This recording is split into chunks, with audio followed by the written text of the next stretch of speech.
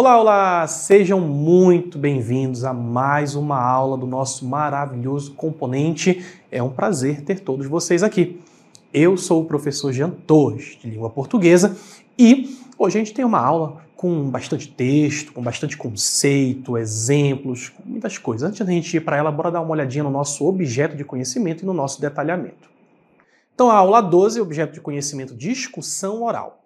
E no nosso detalhamento nós temos mensagens orais de uso contínuo, em situação formal e informal, gêneros textuais, rodas de conversa, debates, seminários, discursos, saraus, jograis, entrevistas, formas particulares de fala e diferentes linguagens, pluralidade dos discursos. Então a gente vai começar daqui a pouquinho com o vídeo. Se preparem aí e vamos para a nossa aula.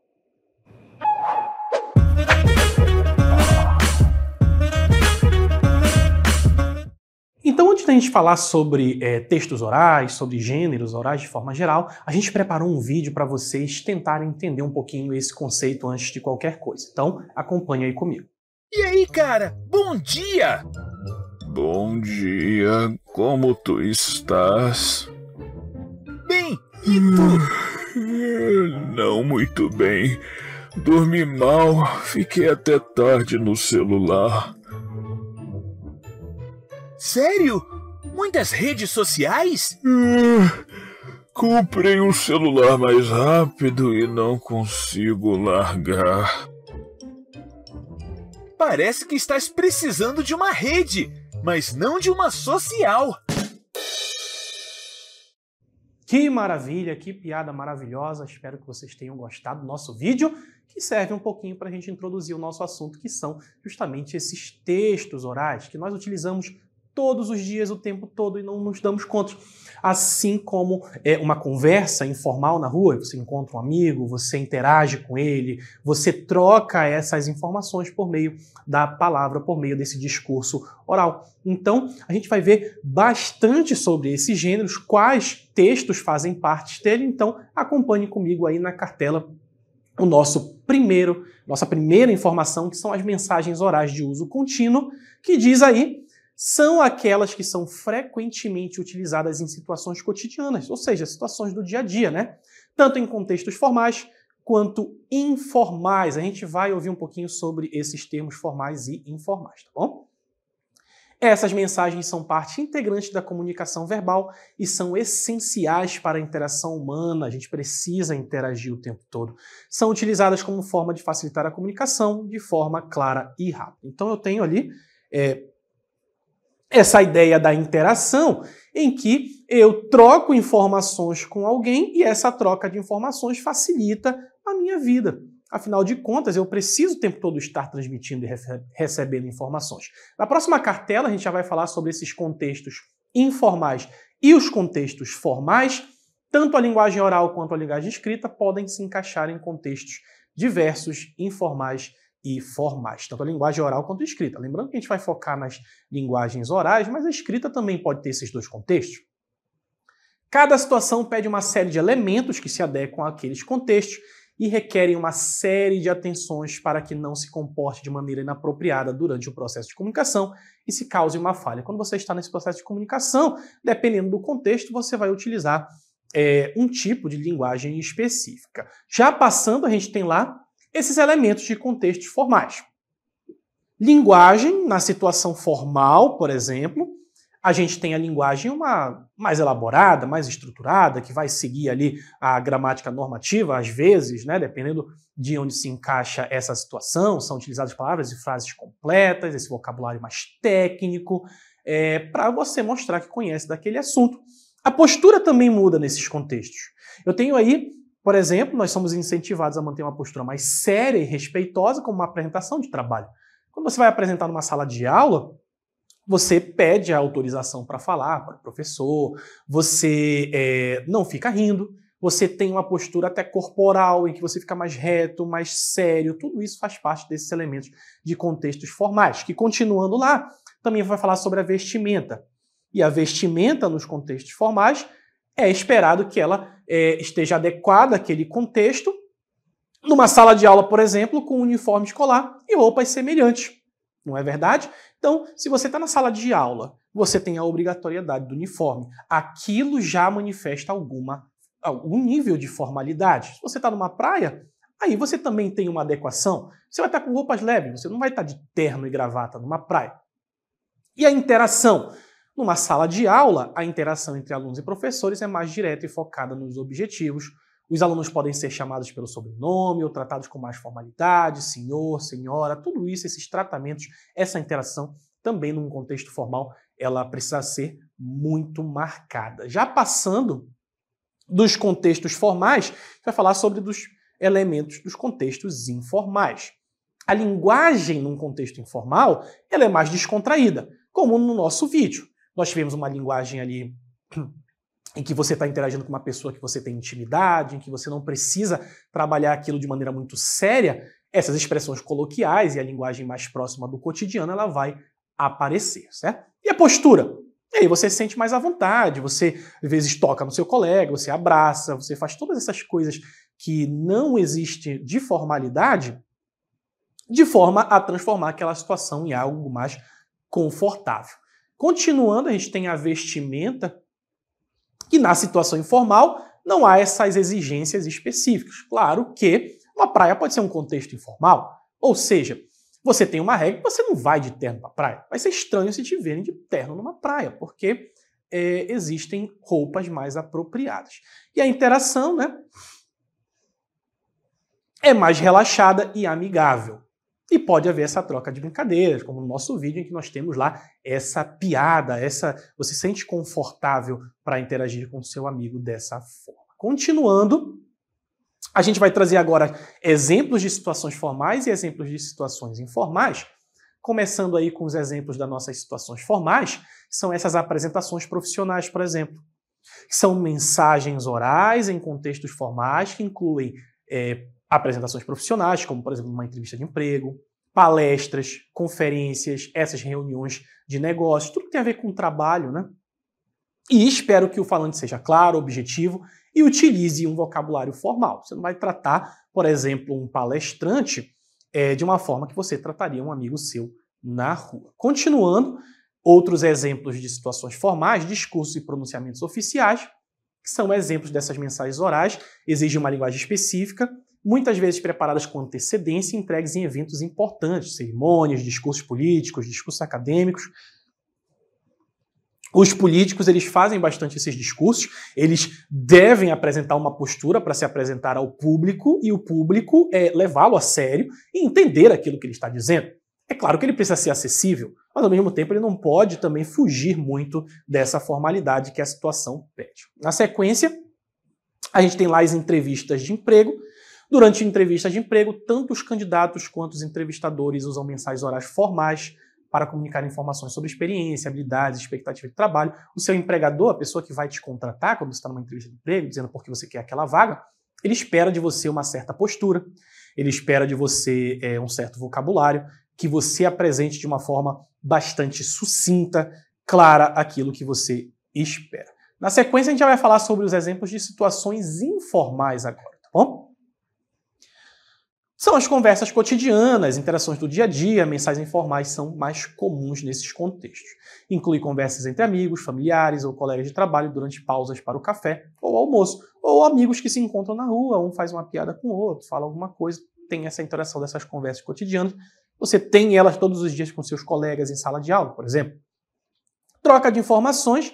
Mensagens orais informais são frequentemente utilizadas para trocar informações rápidas e não especializadas, como atualizações sobre o dia ou comentários sobre eventos recentes. Tá? Na continuação, nós temos lá a comunicação telefônica e online. Nas conversas telefônicas ou em mensagens de texto, como WhatsApp ou e-mails informais, as mensagens orais são utilizadas para manter contato e comunicar informações de forma rápida e conveniente. Quando você está trocando ali um WhatsApp com seu amigo, dificilmente você vai estar escrevendo o português na norma culta o tempo todo. Pelo contrário, a gente tende a utilizar aquela linguagem mais coloquial, aquela linguagem mais de internet, até com muitas abreviações, muitos termos que vão ser utilizados naquele contexto específico que você não deve colocar numa prova, por exemplo, numa redação. Mas na internet elas são bastante comuns, até para facilitar a comunicação. Então a gente falou sobre os contextos, falamos sobre as formalidades, informalidades. Então você falou sobre formalidades, informalidades. Agora a gente vai ver um pouquinho sobre esses gêneros textuais orais, como eles vão se manifestar, como é que eles funcionam, os exemplos, sua definição, tudo isso vai aparecer aqui pra gente, tá bom? O primeiro gênero textual oral que a gente vai falar são as rodas de conversa, que aí na nossa definição diz que é uma atividade em que as pessoas se reúnem em círculo para discutir um tema específico de forma informal e participativa. Então a gente tem aí um contexto, por exemplo, informal. Uma roda de conversa pode ser informal. Você quer debater, por exemplo, numa reunião do bairro, em que os representantes se reúnem para falar sobre uma situação que precisa ser resolvida, alguma festa, e aí você tem essa roda de conversa para tratar sobre esse assunto. Na sequência, as características da roda de conversa, a gente tem lá, incentivam a participação de todos os membros do grupo, por isso ela tem esse formato em círculo, para que todos se sintam à vontade para colocar as suas ideias, e essas experiências de forma democrática, a participação de todos é bastante importante numa roda de conversa. Na sequência, a gente tem ali um exemplo, uma roda de conversa na sala de aula sobre o tema da preservação do meio ambiente, onde os alunos compartilham suas opiniões e sugestões para cuidar do planeta. De repente, o seu professor quer que você se reúna com seus amigos, ele faz esse círculo, e vamos falar aqui sobre meio ambiente, mas de uma forma mais informal. O que vocês acreditam? O que vocês percebem no mundo? Bora conversar sobre isso. É um exemplo bastante claro de como pode funcionar uma roda de conversa, certo? Nosso segundo gênero são os debates. O debate é uma discussão estruturada entre duas ou mais partes que defendem pontos de vista opostos sobre um determinado assunto, bastante comum em debates políticos que a gente vê na televisão, em que você tem um político que quer ser eleito, o outro que também está tentando ser eleito. Eles trazem, às vezes, questões diversas, diferentes um do outro, contrárias, e cada um apresenta o seu ponto de vista. Existem essas regras pré-estabelecidas, tudo isso para fazer com que aquele debate seja bastante produtivo. Na sequência, a gente tem as características dos debates. São organizados em torno de argumentos e contra-argumentos. Alguém vai dar um ponto de vista e a outra pessoa vai dizer, mas tem algumas coisas aqui nesse seu ponto de vista que não são muito adequadas, né? E essas regras estabelecidas, por exemplo, cada um fala 15 minutos, depois o outro tem mais 15 minutos para falar, para replicar o que o outro diz, para responder. Tudo isso para garantir que tudo seja igual e não seja um lado favorecido. O debate ele também precisa ser bastante democrático nesse ponto. Na sequência, mais um exemplo aí de como eles podem se apresentar. Um debate na escola sobre a proibição de alimentos não saudáveis na cantina, onde os alunos são divididos em dois grupos para argumentar a favor e contra a medida. Ou seja, aqueles que vão defender que você deve utilizar os alimentos independentemente se ele vai fazer bem ou não, e outro que vai apresentar, não, a gente tem que barrar certos tipos de alimento, porque não é bom para que seja servido. Perfeito? Na sequência, um outro gênero também bastante conhecido, que são os seminários. A definição do seminário é essa apresentação oral realizada por um grupo de pessoas para discutir e compartilhar informações sobre um tema específico. Falar, por exemplo, sobre o meio ambiente, já que já estamos falando dele. E aí alguma autoridade no assunto pode apresentar esse seminário, trazer os pontos de vista, trazer as questões que ajudam a desenvolver essa apresentação oral de forma bastante clara. Na sequência, as características dos seminários. Seminários envolvem a pesquisa prévia sobre o tema. Você não pode só chegar lá e falar o seu ponto de vista sem levantar alguma coisa que o defenda. A organização de materiais de apoio, como slides ou cartazes, exposição das ideias de forma clara e organizada, tudo isso bastante formal. A gente tem um contexto bastante formal aqui, né? Que precisa ter essa organização desse material. A gente quer transmitir essas informações de forma clara, então slides e cartazes são bastante utilizados. Tudo muito visual, tudo muito objetivo. E um exemplo ali na sequência, um seminário sobre os animais da Amazônia, onde os alunos se dividem em grupos para pesquisar e apresentar informações sobre diferentes espécies. espécies. Aí um tema específico sobre seminário que pode ser trabalhado, perfeito? Nosso próximo gênero são os discursos. Lá na nossa definição, a gente tem o discurso, é uma apresentação oral também, né? Estamos falando sobre gêneros orais, realizado por uma pessoa para expressar suas ideias, opiniões ou argumentos sobre um tema específico. No que se difere do debate? Debate, a gente vai ter aqueles dois pontos de vista. Aqui no discurso, a ideia é que, por exemplo, um político, ele suba num palanque, ele faça uma apresentação ali na televisão e ele vai estar apresentando as suas ideias sobre um determinado tema. Ele vai apresentar os argumentos. Se um político precisa, por exemplo, aumentar os impostos, ele quer argumentar para dizer que o aumento desses impostos é importante por X, Y motivos. E ele vai apresentar nesse discurso o seu ponto de vista, que podem ou não estar certo, dependendo com quem vai receber e de como vai receber. Mas a ideia é que ele se prepare, ele traga justamente para tentar te convencer daquilo. Nas características, os discursos são geralmente formais e têm como objetivo persuadir, como eu falei, né? Ele quer te convencer, informar ou inspirar a audiência. O discurso também pode ser para que você se motive em relação a alguma coisa. Podem ser preparados com antecedência ou improvisados, dependendo do contexto. Os improvisados em contextos mais informais, por exemplo, mas é óbvio que se você está num contexto muito formal, você vai querer se preparar melhor. Na sequência, aí um exemplo, né? Um discurso do diretor da escola na cerimônia de formatura, onde ele parabeniza os alunos e compartilha palavras de incentivo para o futuro. Então a gente tem aí, um diretor vai discursar, né, um contexto talvez até mais informal, para te motivar para o teu futuro, para falar um pouquinho sobre como ele espera que você se comporte a partir da saída ali daquela formatura, e ele vai trazer essas palavras de incentivo, perfeito? Nosso próximo gênero são os saraus. E o sarau é um evento cultural em que as pessoas se reúnem para compartilhar e apreciar diferentes formas de arte, como música, poesia, teatro e dança aqui. Então a gente tem um contexto que é mais voltado para o campo das artes. As pessoas vão se reunir, tal qual numa roda de conversa, por exemplo, e aí elas vão fazer círculos, elas vão se posicionar de forma que elas acham mais adequada, e elas podem ler poemas, por exemplo, podem escutar músicas ou mesmo cantá-las juntos, para que depois seja debatido algum tema. A ideia do sarau é que ele apresente bastante a arte.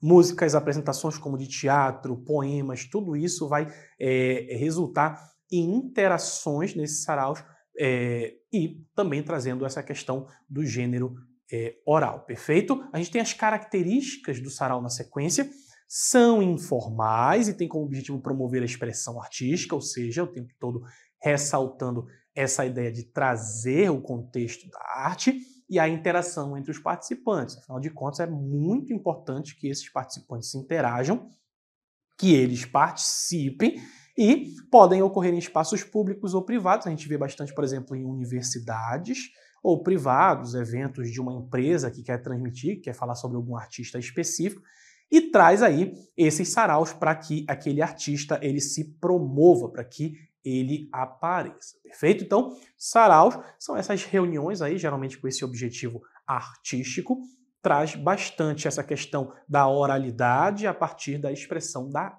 arte, tá? E os exemplos de sarau?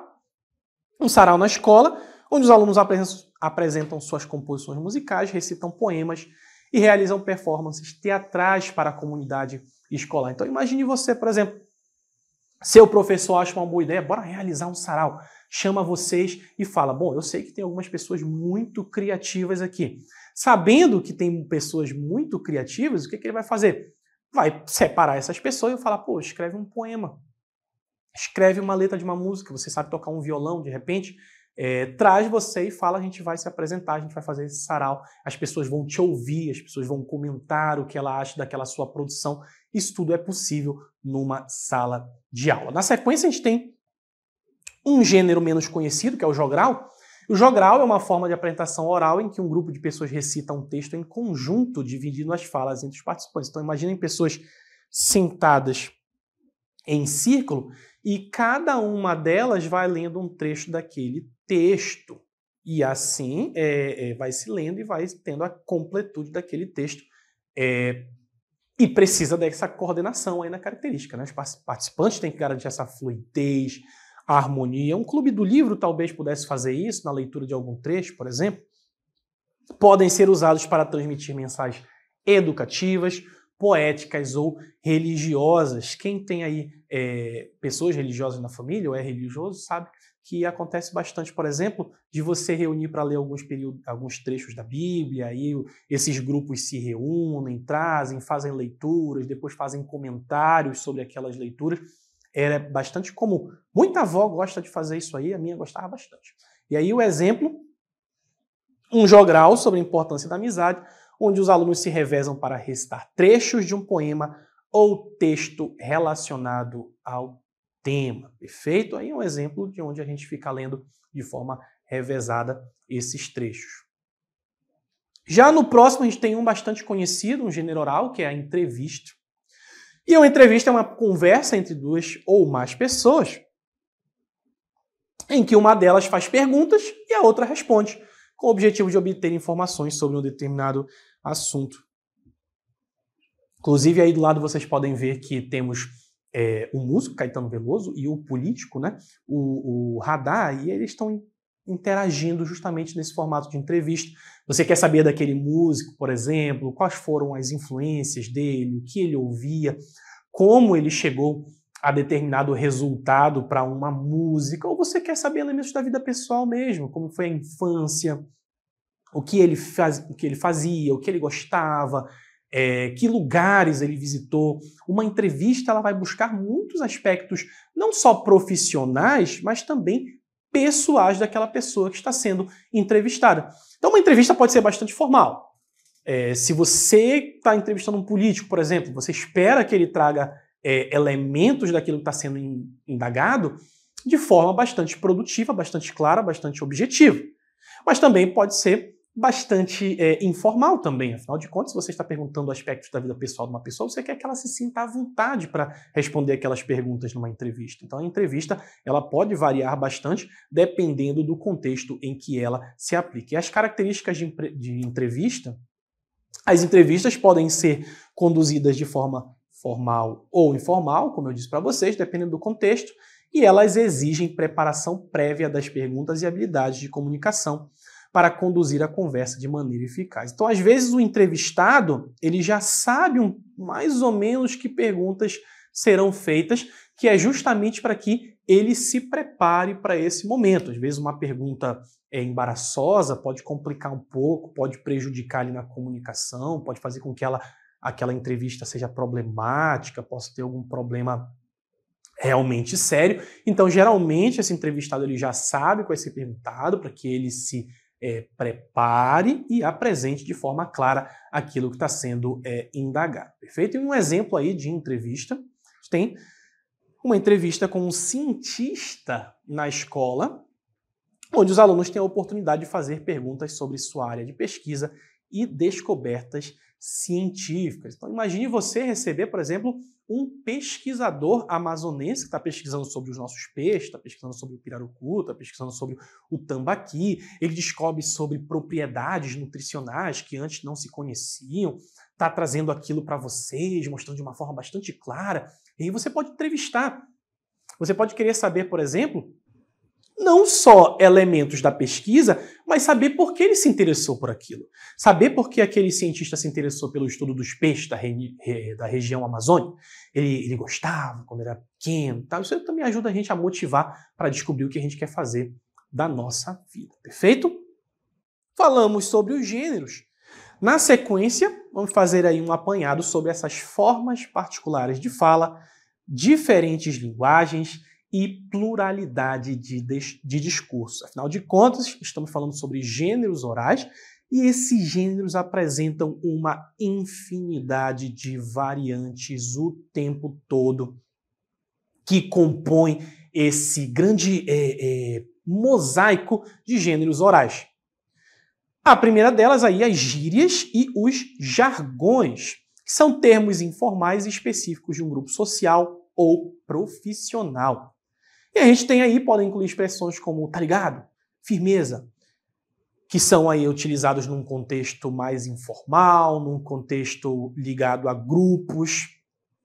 E aí a gente tem também jargões de informática, que é debugar, input, que são coisas que a gente não está habituado, porque, por exemplo, eu não sou da área da informática, então não sei em que situação você vai usar esses termos. Mas uma pessoa que é da área da informática ouve aquilo e já sabe exatamente o que o seu colega está tentando transmitir. Então, as gírias, num contexto bastante informal, em relação principalmente a grupos, pessoas mais novas têm palavras que elas não querem que as pessoas mais velhas compreendam, justamente para que não entendam muito bem o que está conversando com um amigo, com um colega, enquanto esse jargão se refere a esses termos de áreas específicas, pode ser da área da medicina, do direito, da informática e por aí vai. Nossa segunda variedade, a gente tem aí o dialeto regional. Cada região geográfica pode ter seu próprio dialeto, com variações na pronúncia, vocabulário e até mesmo da gramática. A gente tem aí pessoas de todo o interior do Amazonas, de todo o interior do Brasil, que usam palavras, termos que não são conhecidos em outros lugares. Não é verdade? A gente usa aqui, por exemplo, o até o Tucupi. Se você for falar no Rio de Janeiro, tô até o Tucupi, dificilmente um carioca vai saber o que você está querendo dizer com aquilo. Ele nem deve, às vezes, saber o que é um tucupi, porque também é muito regional. Então, são esses termos que vão variando de acordo com a região. Carioca não compreende tudo que um nordestino fala, não compreende as palavras, os termos de forma geral. Perfeito? A nossa próxima variante são os registros de fala, que são os registros que variam de formal e informal, né? A gente falou sobre isso no início. O discurso formal é usado em situações como palestras acadêmicas ou discursos políticos, enquanto o discurso informal é usado em conversas do dia a dia, entre amigos. Não esqueça do nosso vídeo lá do início, ele foi produzido justamente para que a gente tenha um pouquinho de noção, mas ele está no nosso dia a dia, no nosso cotidiano o tempo todo, quando você interage com seus amigos, chega na escola, conversa, troca ali uma ideia, fala um pouquinho sobre como foi o final de semana. Toda essa interação, ela faz parte desses registros de fala que são os formais ou informais e nós trabalhamos ao longo de toda a aula. Na sequência, nós temos aí a linguagem corporativa. Além da fala, gestos e expressões faciais também desempenham um papel importante na comunicação oral. Em alguns contextos, como em culturas orientais, os gestos podem ser ainda mais significativos do que as palavras. No Japão, a gente tem lá, por exemplo, várias referências que têm a ver com o controle do corpo, postura, tudo isso também pode transmitir mensagens, não só a fala. Tudo isso interfere também naquilo que você está tentando comunicar. Isso é bastante importante porque nós não somos feitos apenas de palavras, nós somos feitos também de imagens, de gestos, de símbolos. Tudo isso também ajudam a compor a comunicação. Na sequência, a linguagem técnica e profissional. Cada profissão pode ter sua própria linguagem técnica usada para facilitar a comunicação entre colegas de trabalho. A gente falou lá sobre o jargão, né? Os médicos usam termos como taquicardia, hipertensão, ou termos ainda mais específicos que ajudam eles a comunicarem entre si. E só para terminar, lá na sequência, a gente tem a linguagem familiar. Dentro da família também a gente tem termos que você só usa com a sua família, isso também pode acontecer. Isso cria essa intimidade, esse pertencimento, sabendo que é uma coisa só de vocês, só da sua família. Só a minha família usa essa palavra aqui, só a minha família usa essa expressão, ninguém mais, e aí você faz parte daquilo. E a linguagem juvenil, jovens frequentemente desenvolvem sua própria linguagem com gírias e expressões únicas para identificar e se diferenciar das gerações mais velhas. Já deve ter acontecido de você usar algum termo na frente dos seus avós, dos seus pais, e eles ficam perguntando, mas menino, o que isso significa? Eu não sei nem o que isso significa. Hoje, com a internet, isso é ainda mais comum. Eu espero que vocês tenham gostado da nossa aula de hoje, falando sobre os gêneros orais, falando sobre essas variantes da fala, linguísticas e tudo mais. Tudo isso para ajudar a gente a compreender um pouquinho sobre a oralidade, perfeito? Como não há nada mais a ser explicado, eu vou me despedindo por aqui. Fiquem bem, bons estudos e até a próxima.